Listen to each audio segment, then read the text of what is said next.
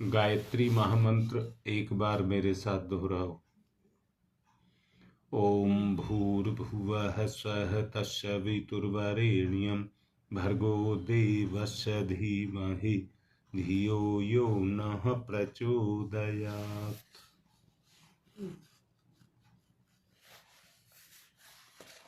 ईमानदारी का जीवन जिसको जीना हो वो अपनी पहले से तैयारी करता है।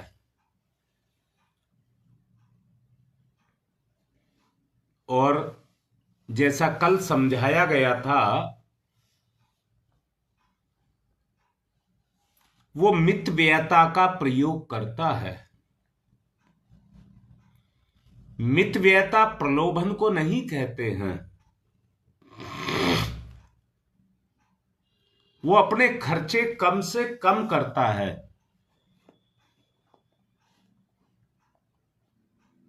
बढ़ी हुई इच्छाएं और बढ़ी हुई आवश्यकताएं आदमी को बेईमान बनाती हैं।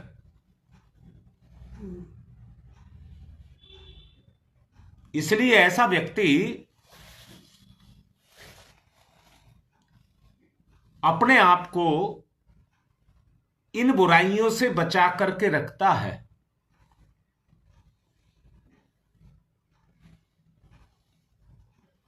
दूसरों का आदर करना, सद्व्यवहार का अभ्यास करना, सज्जनोचित सदाचार करना, शिष्टाचार बरतना, मधुर वचन देना, मधुर भाषण करना, ये सब उसके गुण हैं।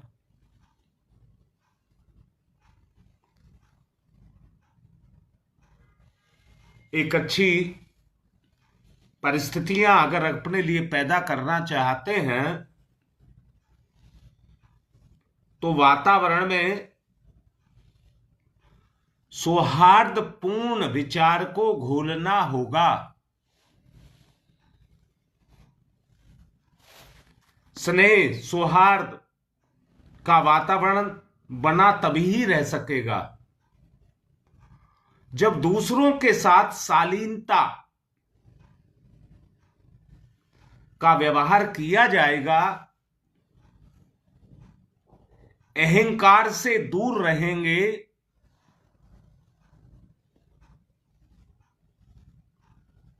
अपने को तुच्छ नहीं, किसी को भी तुच्छ नहीं समझेंगे। कटुवचन, दुर्व्यवहार,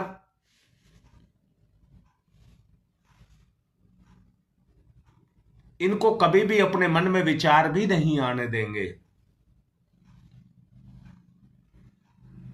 हो सकता है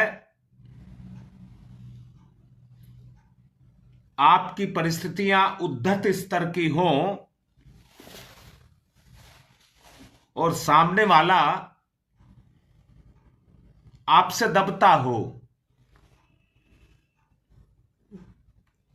तो वहां पर आचरण उच्छृंखलित हो जाता है और उसमें अहम का प्रभाव आ जाता है।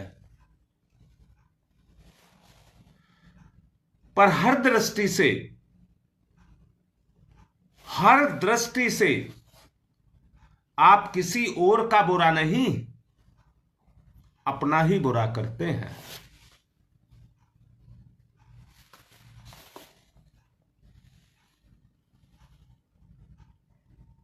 मैंने अभी जो कहा,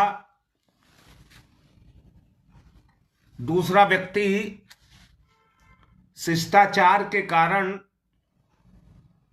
आपसे दब सकता है। आप अपने प्रभाव से उसे दबा सकते हैं, परंतु वस्तुतः आपका ही बुरा होगा, उसको और किसी का बुरा नहीं होगा, क्योंकि आपके सम्मान का स्तर उसकी नजर में गिर जाएगा और वह आपको घृणाप्रद स्थिति में देखेगा।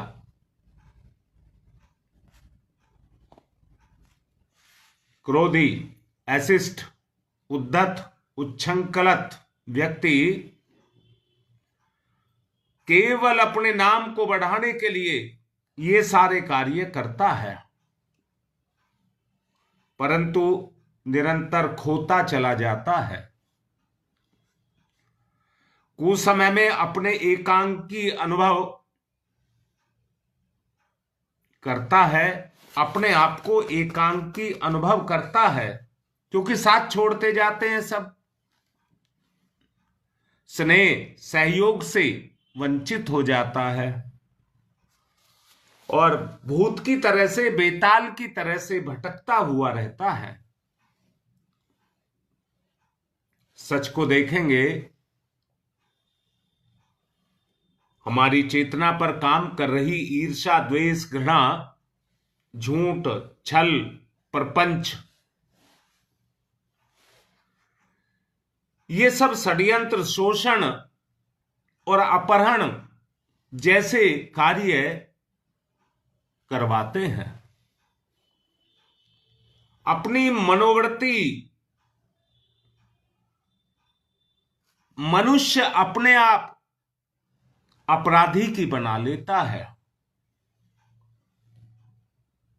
आचरण वैसा ही ढलता चला जाता है और अपराध बोध उसको होता है, पर समझ नहीं पाता है। उसकी गतिविधियां ऐसी बन जाती हैं जिससे मनुष्य की आंखों में वो गिरता हुआ चला जाता है।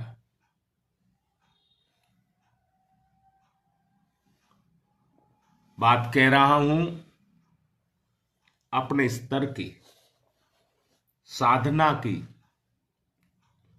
मेरा आज कहने का आपसे मतलब ये है,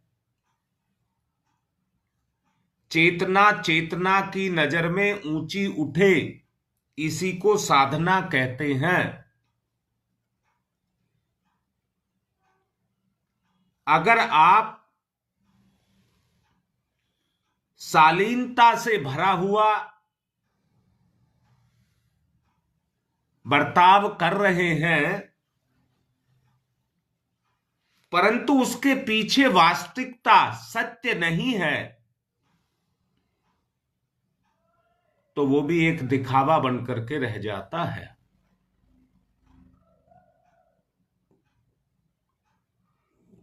उसके लिए वो प्रगाढ़ विचार आपका चाहिए, प्रगाढ़ विचार आपका चाहिए, जिसमें पूर्णता सत्य हो। इसीलिए पिछले दिनों आपको कहा गया था कि आपका कोई भी एक ऐसा आचरण जो निष्कलंक हो, वो आपको बहुत ऊंचा उठा सकता है। दोबारा से कह रहा हूं, तरह तरह के वेश, विन्यास, वस्त्र, ये सब पहन करके, तीर्थों में घूम करके,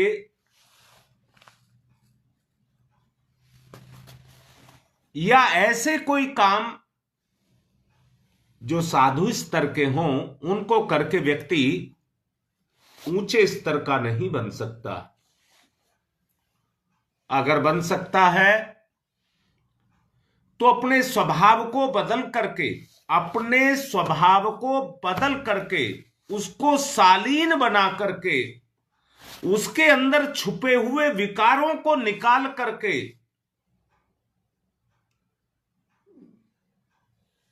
जितना निकालते चले जाओगे, दुख, दरिद्र, जो भी कुछ आपके पास, रोग, शोक, कलह जो भी हैं, वो सब अपने आप जाते हुए चले जाएंगे। दूसरा, आप अपनी ही नजरों में ऊंचे उठते चले जाएंगे, अपनी ही नजरों में ऊंचे उठते चले जाएंगे। ये ऐसा धन है जो आपको लोक सम्मान, फिर दोबारा से बोल रहा हूं, जब चारों तरफ से आपको लोक सम्मान मिलने लग जाए, चारों तरफ से जहां भी जाएं, कहीं पर भी आपके लिए कटुता ना हो, आपकी आत्मा प्रफुल्लित रहने लग जाएगी, प्रफुल्लित रहने लग जाएगी। लोक श्रद्धा प्राप्त करके आप मूल्यवान व्यक्ति हो जाएंगे। दुष्ट दुराग्रही बनकर यदि कोई सम्मान और साधन संपन्न हो जाए तो उसको ऊंचे स्तर का जीवन मत कहना। सबसे पहली चीज है जिंदगी में लोक सम्मान का पाना। व्यसनी, व्याभिचारी, आलसी, प्रमादी, अहंकारी, अत्याचारी,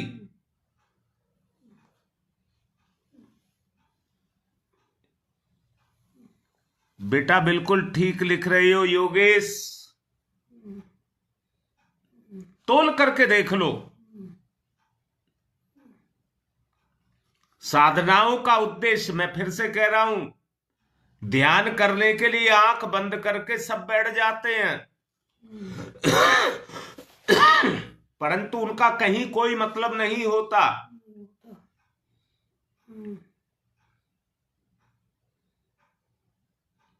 मतलब ही इस बात का है कि हम अपने अंदर छुपे हुए उन विकारों को, जिसके द्वारा हम लोक सम्मान को खो जाते हैं और हर व्यक्ति हमसे घृणा करने लग जाता है, हमें अपने आप को बदलना होगा। यही साधना है। बोलो, सबको बात समझ आ रही है? कोई किसी को कुछ नहीं देगा। मैं फिर से कह रहा हूं, अगर कोई गलत रास्ते पर चल रहा है, चाहे आपका अपना बेटा, माता पिता, भाई, कोई अपना सगा ही क्यों ना हो, क्योंकि उसकी एक स्वतंत्र सत्ता है। अपने अपने कर्मों को सबको भोगना पड़ता है। आप केवल उसको रास्ता दिखा सकते हैं, समझा सकते हैं, इससे ज्यादा आप कुछ नहीं कह सकते।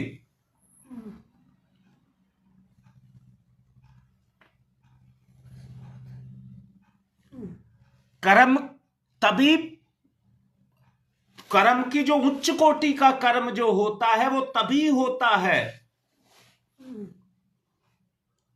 जब व्यक्ति के व्यवहार में सज्जनता और शालीनता का समावेश हो और कर्म के प्रति समर्पण हो। कर्मठता तभी ही बनेगी।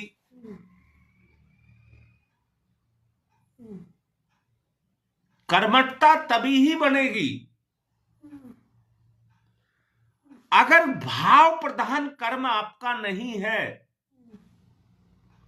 तो कर्म हो जाएगा, पर कर्म का वो परिणाम नहीं निकल करके आएगा जो अमृत से ओतप्रोत हो।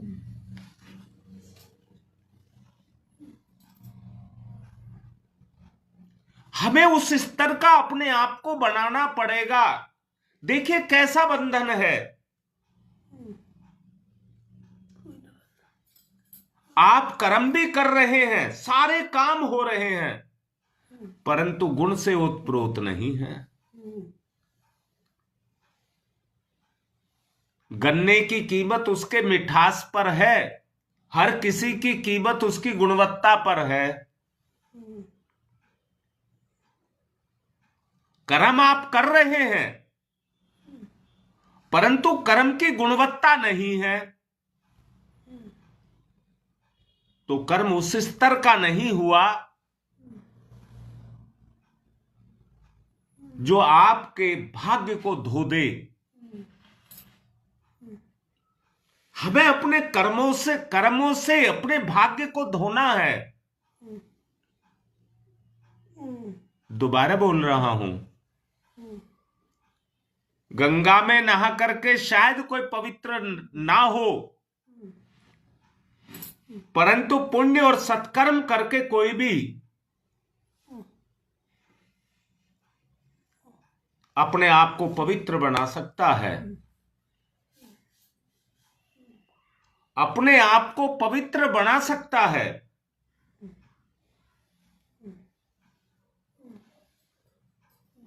क्या आपको मेरी बात समझ आ रही है? मैं दोबारा से फिर से बोल रहा हूं, आदमी का स्वभाव ही आदमी के कर्म में प्रवेश करता है और कर्म की जो गुणवत्ता है उसे उसी तरह की बना देता है। ईर्ष्या, द्वेष, क्रोध, डाहा, ये सब उच्छृंखल जो आचरण है उनको करने वाला वो अपने ही तो इज्जत को, अपने सम्मान को, लोक सम्मान को खोता है।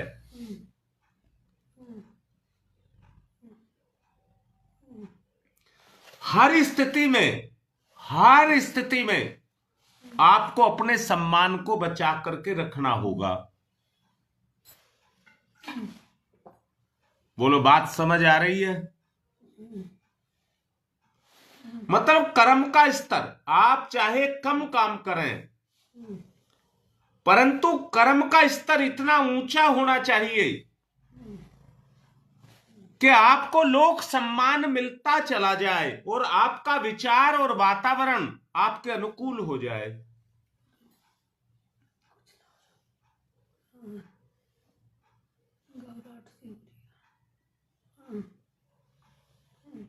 वो आदमी की कमजोरी है। अगर आदमी कुछ ना कर पाए तो वो आदमी की अपनी कमजोरी है, किसी दूसरे की कमजोरी नहीं है। परमात्मा एक ही है, आत्मा एक ही है, सबके अंदर बैठा है, परंतु उनके गुणों का आप कितना प्रयोग कर रहे हैं वो आप पर कृपा करता है। अगर आप उद्धत हो जाएं काम करने के लिए तो वो आप पर कृपा करता है, आपके कर्मों को काटता है। नहीं तो उंगली माल जैसे भगवान की कृपा को पाकर के कैसे अपने जीवन को बदल जाते, जिनके इतने हे कर्म थे वो परिवर्तन कैसे आता।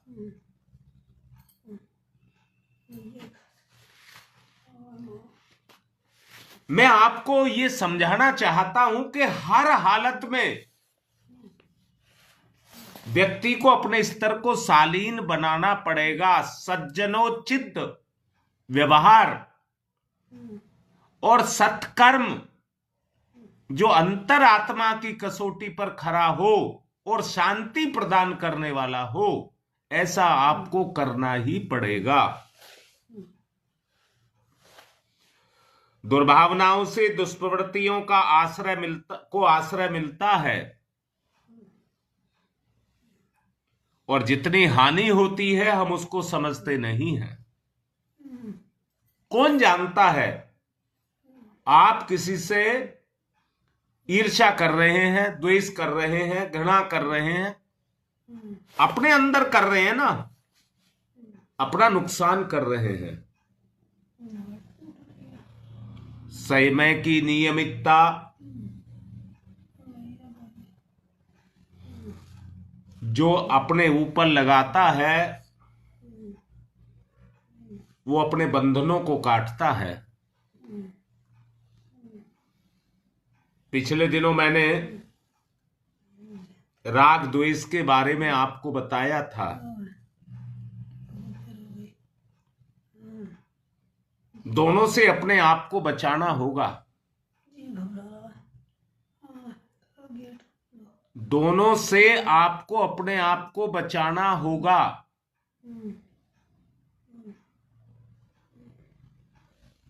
चौबीसों घंटे अपनी दिनचर्या का निर्धारण करना होगा।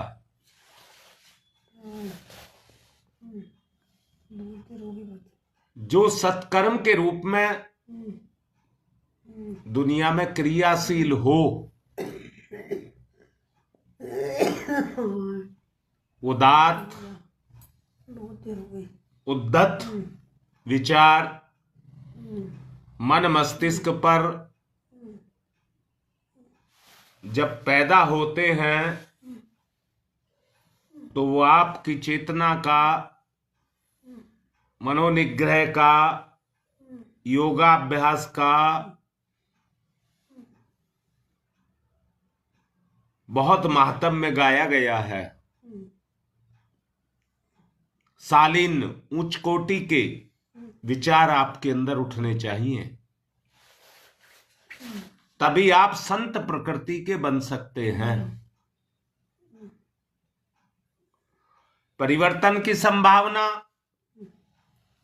और प्रभाव का विकास, जब आपका प्रभाव बढ़ने लग जाएगा तो परिवर्तन की संभावनाएं आपके अंदर पैदा होने लग जाएंगी और आपका जीवन परिवर्तित होता हुआ चला जाएगा।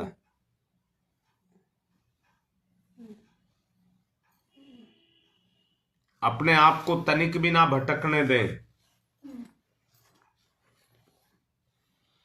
ध्यान मुद्रा।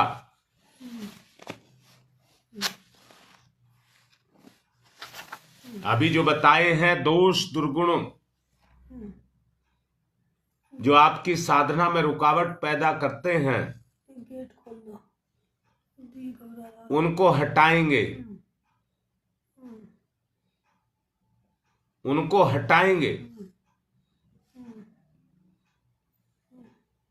भाव से ओतप्रोत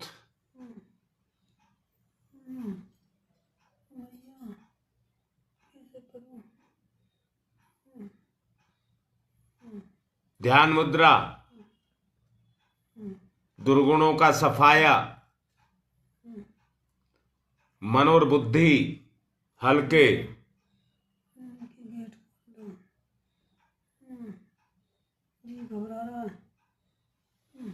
ध्यान करें, गहराई में जाएं।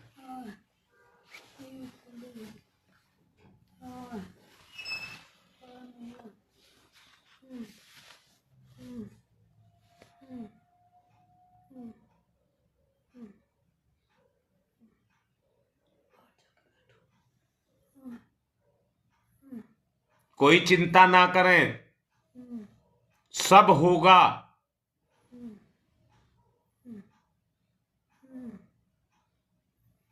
जो कहा गया है गुरुदेव के प्रति समर्पण, सब होगा। जो आपके पास है वही ईश्वर का दिया हुआ पर्याप्त है। ध्यान मुद्रा। ईश्वर के प्रति समर्पण। ओ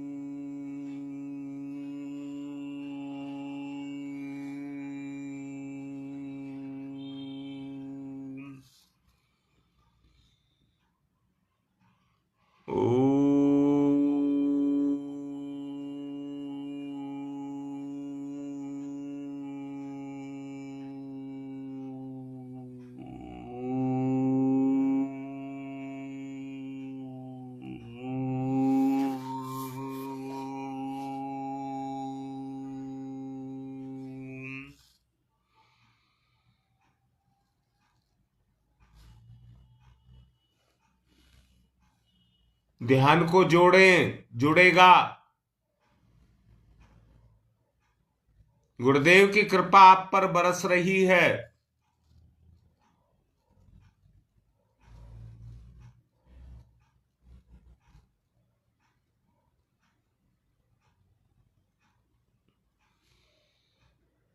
ओम भूर्भुवः स्वः।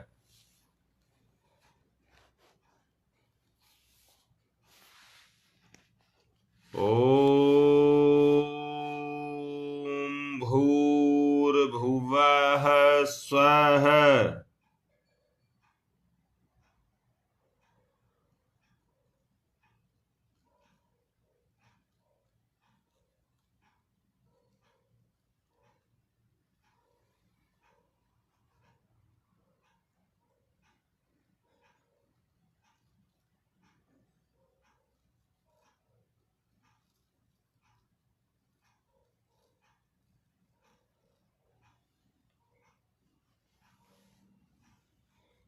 उद्धत आचरण से परे,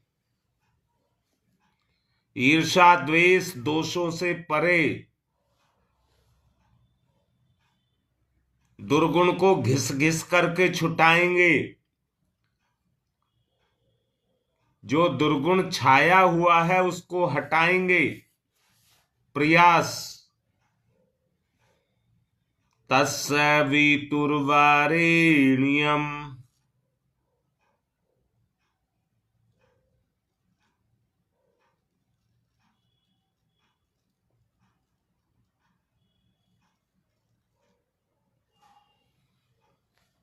तस्य वितुर्वरेण्यम्।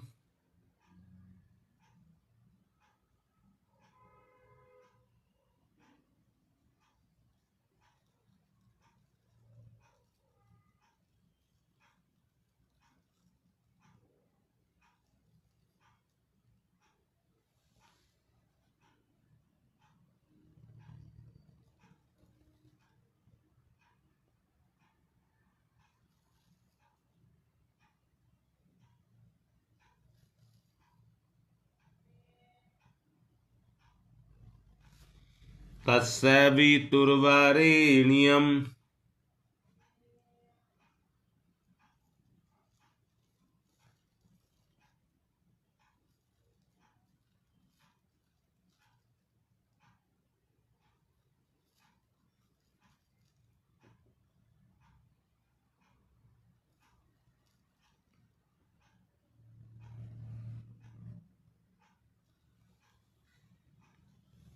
सविता के तेज को सोखिए।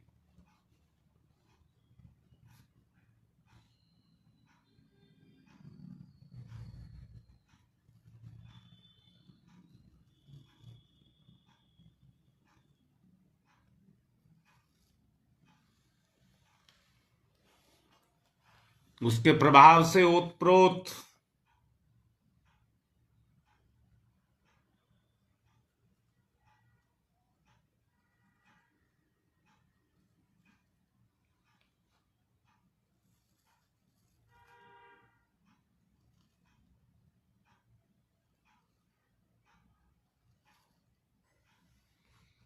तस्य वितुर्वरेण्यम्।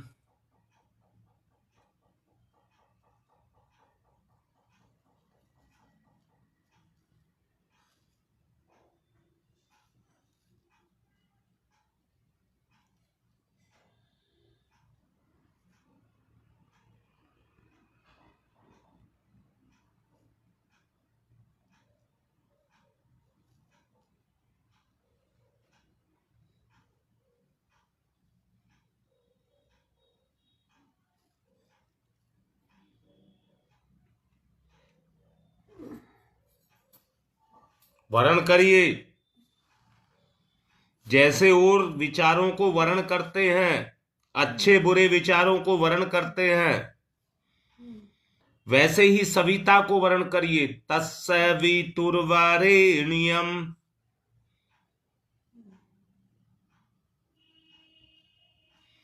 सविता का वर्ण करेंगे तो देवत्व जरूर जागृत होगा, ध्यान जरूर लगेगा। तस्य वितुर्वरेण्यम्।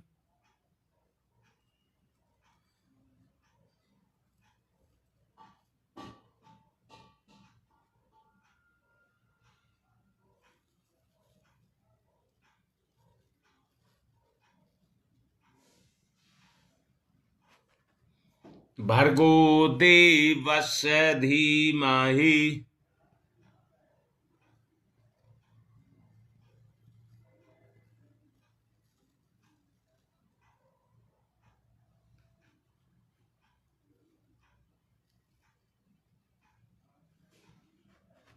भर्गो देवस्य धीमहि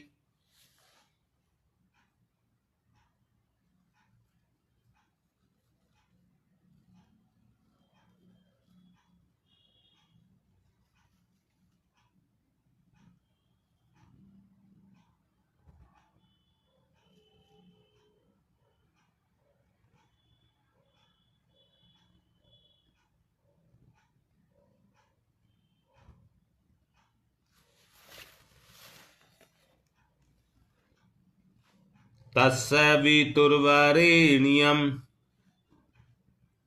भर्गो देवस्य धीमहि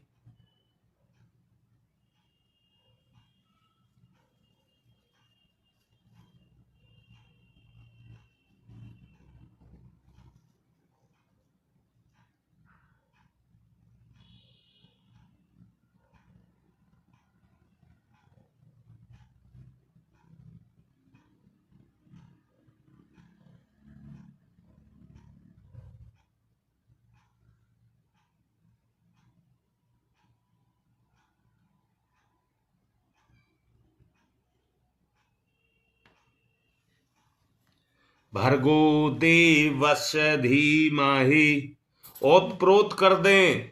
जैसे सूरज जब उगता है तो करीबन 10 मिनट बाद वो अपने आप को भर्गो कर देता है। उगता है तो लाल, और जैसे भर्गो का गुण आने लग जाता है पीला पड़ने लग जाता है, आकार छोटा होने लग जाता है।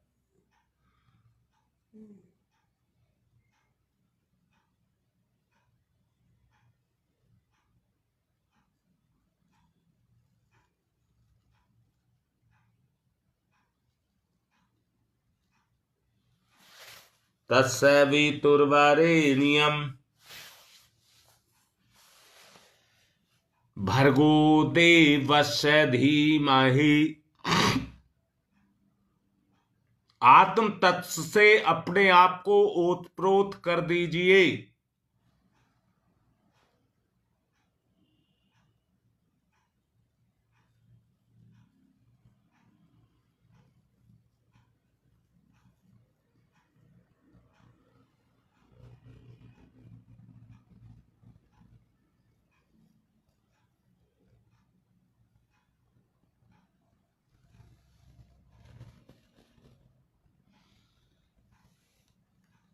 ओम भूर्भुवः स्वः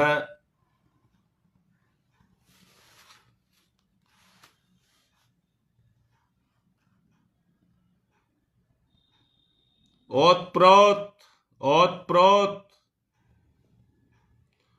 गुण से संवर्धन, गुण का संवर्धन, गुण से ओतप्रोत।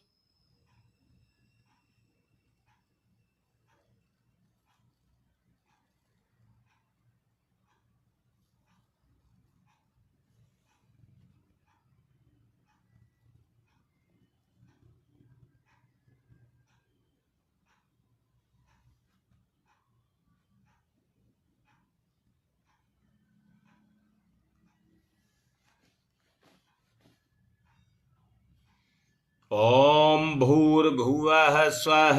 महसूस करिए वही सर्वत्र छाया हुआ है।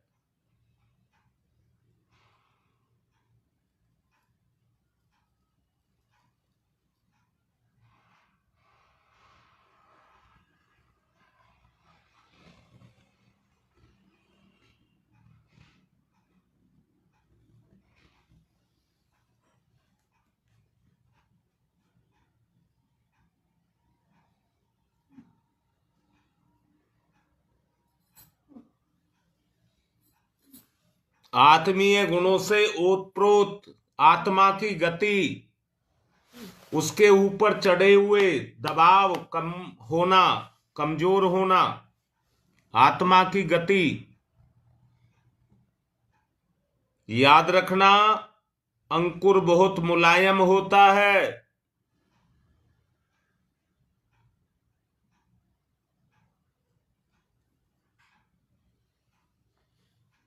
जब धरती की शक्ति उसके ऊपर काम करती है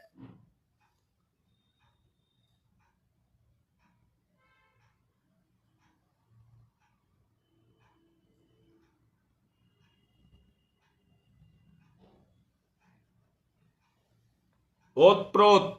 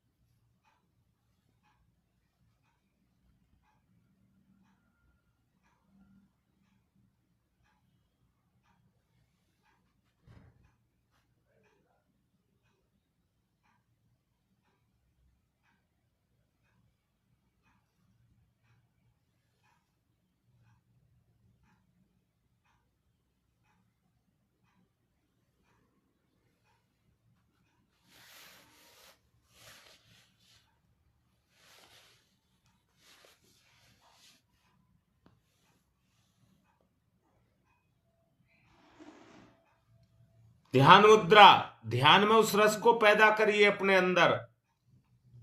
ये साधना है, साधिए अपने आप को।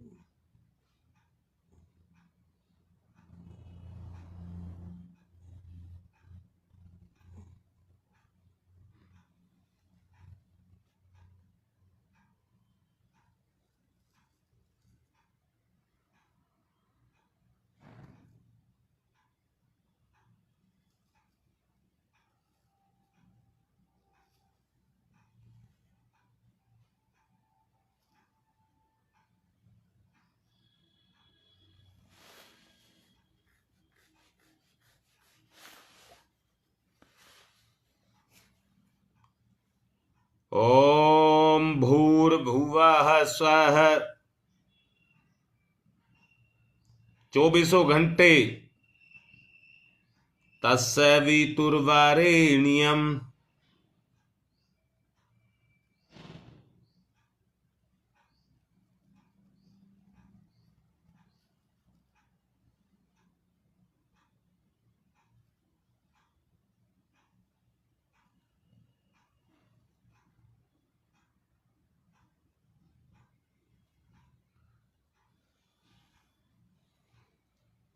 तत्सवितुर्वरेण्यम्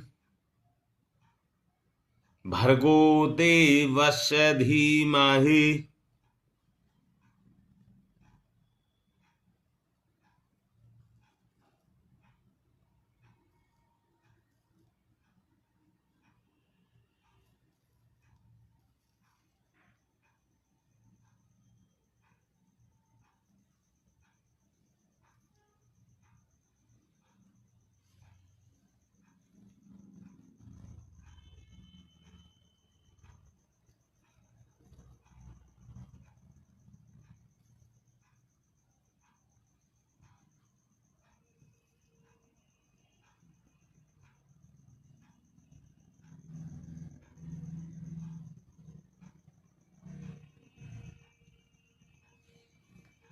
ओतप्रोत, दिव्य गुणों से ओतप्रोत।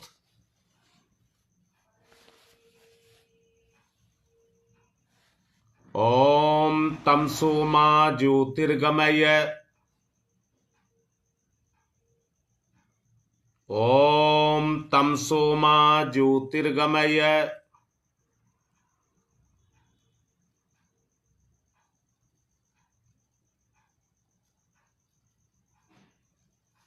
असतो मा सद्गमय।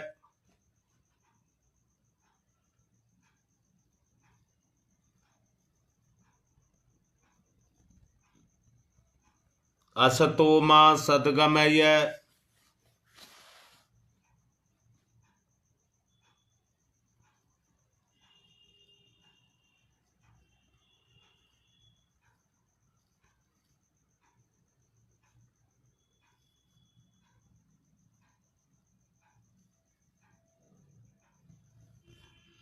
असतो मा सद्गमय मृत्योर्मामृतम गमय। ये ही मृत्यु की तरफ ले जाते हैं, मिटाते हैं हमें। आपको अमर होना है। मृत्योर्मामृतम गमय।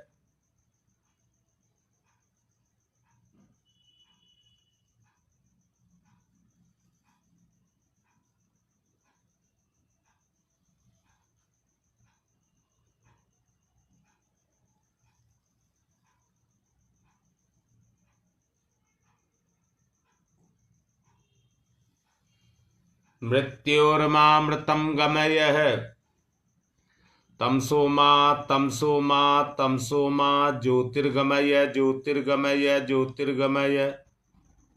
अस्तो मा अस्तो मा अस्तो मा सद्गमय सद्गमय सद्गमय। मृत्योर्मा मृत्योर्मा मृत्योर्मा अमृतम गमय अमृतम गमय अमृतम गमय।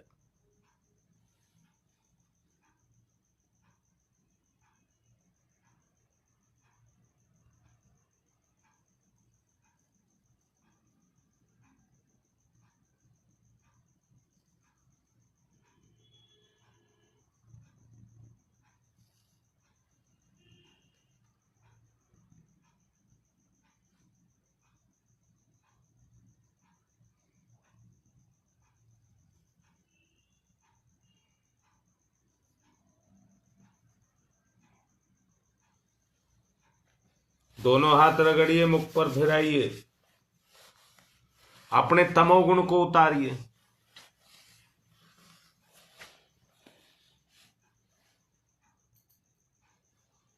आज की बात समाप्त।